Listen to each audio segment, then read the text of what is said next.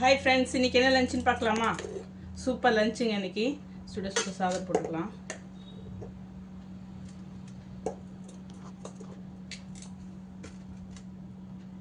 சூடான சாதத்தில் கொஞ்சம் போல் நெய் போட்டுக்கலாம். சூப்பரான ஒரு குழம்பு, எண்ணெய் கத்திரிக்காய் குழம்பு.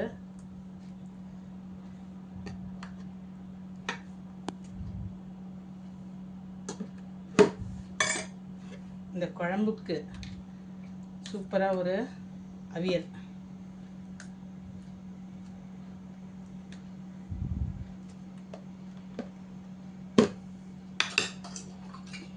அப்புறம் முருங்கைக்கீரை பொரியல்.